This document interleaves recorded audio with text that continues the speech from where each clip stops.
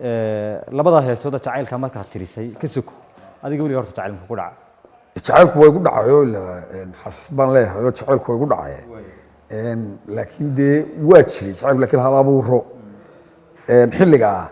kama samayno dee kamaan maan markaa ma samayn jiray laakiin sheekooyin ma hadhaa oo maskaxdaada aan weli ka go'in oo ku soo maray dee kulli dabcan way jireeno maxaad uga sheegay dee horta ninku hadduu dee uu qoysas badan yahay dee ma garanaysaay halkaa hoos looma sii karo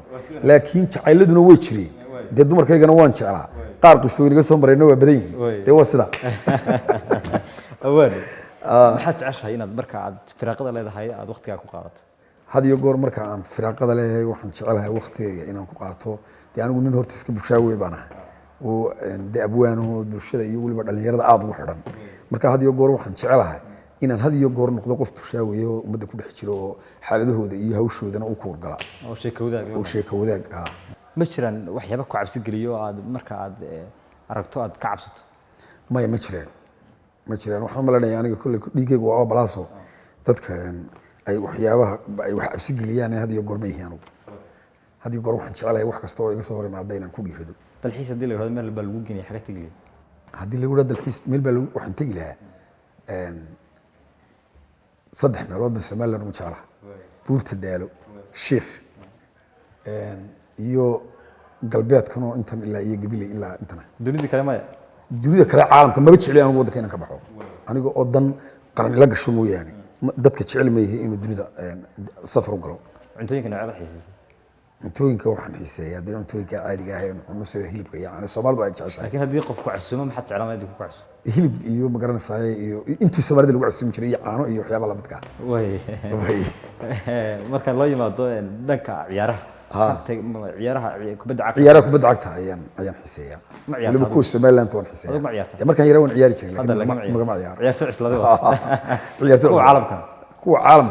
kuwa caalamka dee waan iska daawadaa suugaantiina adoo la galan ku arkay laakiin aad wada daawata laakiin si waan daawadaa oo suugaanta wadda waan iga ku soo diriyay inkastoo dee suugaanta kulli baad iyo goor dhalinyarada imika joogtaa berigii hore dadka dee ma garanaysaa suugaanta marka ay hal abuurayaan dadkii dee anigu waan u yaraa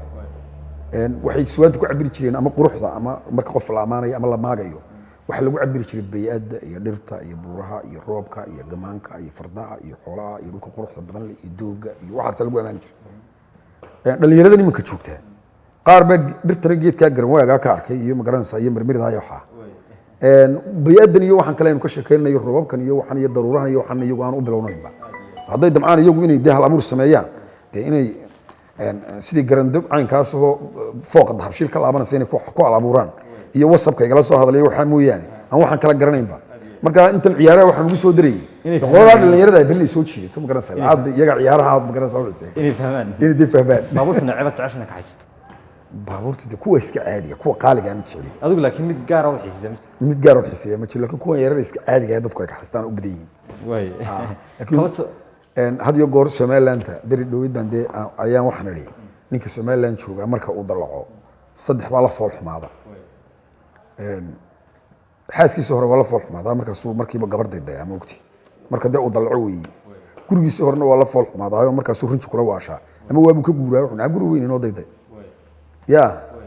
saaxiibadiisa horena waa loo fool xumaadaano markaasuu kugu odhanaya saacad mad soo garaacday iyo waa xilli meeyo shir baan ku jiraa iyo mashquul baan ogti marka maxaa iskale dee waxa iskale kulli wax dalacada dee iskale anigu se haddii aan dalaco kuwaa ma noqon doono ma jiraan wax ku qorshaysan ood iska ilaalinayso ma jiraan anigu kuwaa ma noqon doono kuwaa ma noqon doono haddii lahaydam ka noloshaada maxaa kugu yaab badnaa kusoo mara dee noloshayda kulli qof Somaliland jooga Soomaalidu waxay tahay 20 jir mudug jooga ilaahay uma xil qarin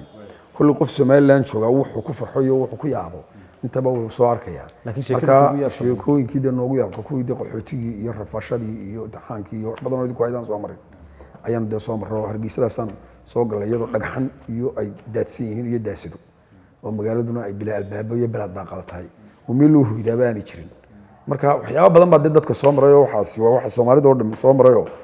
dee waa laga dhergsiiyay marka yaab iyo farxad ibada ninka Soomaaliya jooga way u dhamaadeen qolada yarna dee imika iyadoo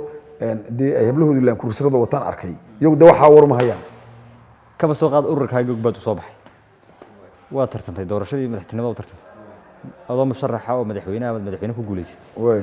waxaa la yidhi madaxweyne Cismaan maxamed kujare cismaan axmed maxamed cismaan axmed maxamed sorry maxaad ku dalka somaliland marka loo eego wacyigan hadda ka jira 1 iyo 2 iyo 3 ka bedeli lahayd waxaan ka bedeli lahaa horta marka ugu horeysa aqoontu waa 2 qaybood aqoon qofka bini aadamka waa cultural ilaahay baa ku abuuray midna waa la bartaa labada waxa muhiimsan ta culturalka qofka bini aadamka uu ilaahay ku abuuro ta kalena waa ku darsiyo qofka marka hore aqoonta ilaahay geliyay ay wax u tartaa ka aan marka hore ilaahay aqoonta gelin waxbarashadu wax uma tarto waa laga yaabaa inuu dee professional noqdo oo ku yar shaqaysto laakiin wax laala waxay gelisaa ma jirto marka anigu haddii aan madaxweynaha jamhuuriyadda Soomaaliland noqdo horta marka hore waxaan ka shaqaysiinayaa dadka aqoonta leh ta ilaahay geliyay tay barteen ilaahay isugu daray ayaan ka shaqaysiinayaa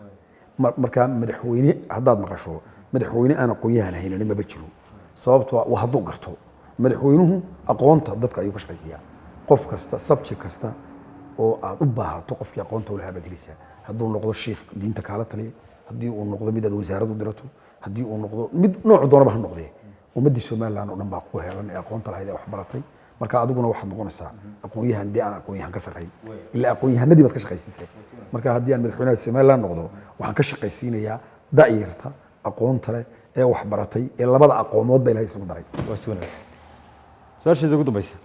noloshaada wixii ku soo maray oo dhan maalintaad garaysatay ilaa maanta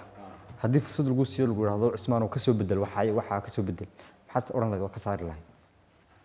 nolosha ka saar haddii lagu yiraahdo noloshaada waxaas aad jeclaan lahayd hadda ku soo maray laakiin aad jeclaan lahayd inay ku soo maray waxaan ka saari lahaa wixii horta rafaad ahaa baan ka saari lahaa green baan dib u bedelin lahaa riga ubadna waxa insha Allah ururka imaka dee inuu xisbi u soo baxo shacabka Soomaaliland waxa ugu baaqaya taageerada ugu badan inay aniga siiyaan